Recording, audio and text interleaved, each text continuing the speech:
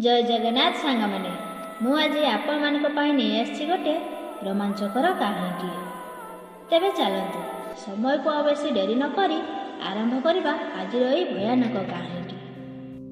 छतिया बट बोली गोटे गाँ थाए। सेठाकार लोके बहुत शांत आउ सरल, निज धंदारे निजे चाष ही तांकर मुख्य व्यवसाय आउ ता छड़ा पनीपरिबा चाष करवा आउ ताकु नहीं बजार रे बिक्री करवा।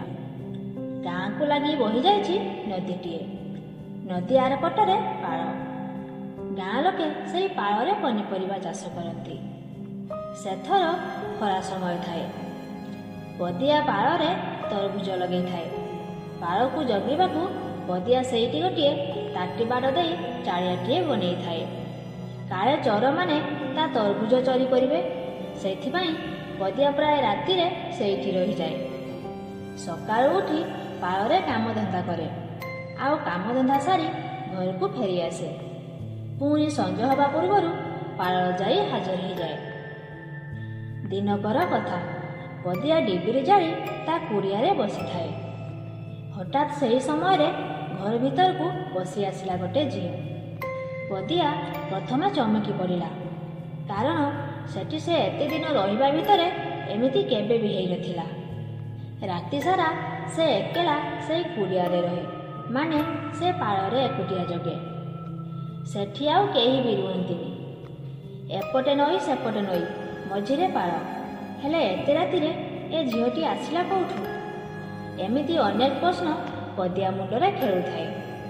बदिया ताकू बहुत कथा पचारिला, हेले से झीलटीर किछि भी जवाब नथिला। एका लୟରେ बदिया को अनेई रहिथिला।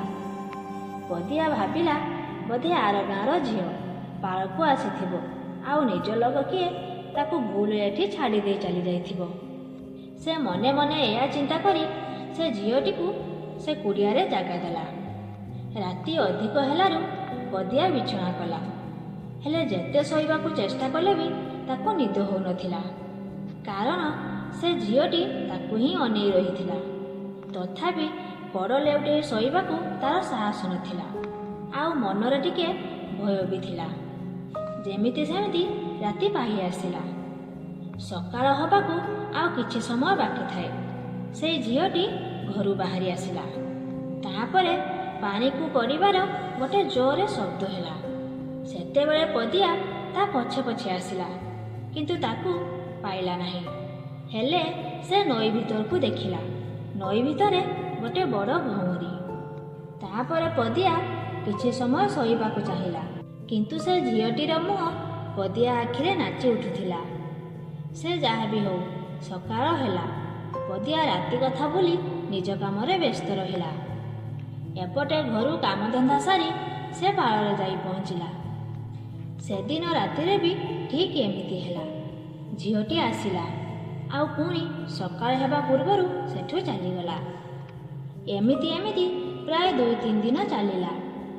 ता परदिन बदिया ता सांग सोना को ए विषय रे कहिला। सोना जहा सबू कहिला बदिया ताकू सुनी थरिबाकू लागिला। सोना कहिला से कौनसी साधारण झील नुहे, से होची गोटे अतुक्त आत्मा। से होची आरपट गाँर झील। ए वर्ष नई बड़ी पानी रे बुड़ी जाइथिला। गाँ लोके डंगा नहीं बहुत खोजाखोजी करथिले। शेषरे तोरी जमी पाखरे ताकू मृत्यु अवस्था पाइथिले।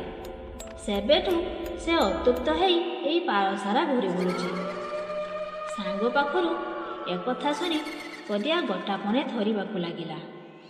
बदिया आगरू ए विषय शुणिथिला, हेले केबे भी विश्वास करि नथिला। किंतु जेतेबेले ए घटनाटी निजस्व घटिथिला, बदिया विश्वास करबाकू बाध्य हेइथिला। सेबेठू बदिया रात्रि आउ पाळ जगिबाकू जाएनी, कारण पूरा पाळ को जगु थाए से पाळभूत। तो सांग माने या तो थिला आजिर कहानी। आजिर कहानीटी जदि आपण मानकू भल लागि थाए तेबे वीडियो को गोटे लाइक करी आम चैनल को सब्सक्राइब करनियंतु, जहा फଳରେ आगो केमिति नुआ नुआ वीडियोर नोटिफिकेशन आपण सर्वप्रथमे पाई परिबे। तो पुणी देखाबो आ गोटे भयानक कहानी सह। सेते पर्यंत आमको विदाय दियंतु। जय जगन्नाथ।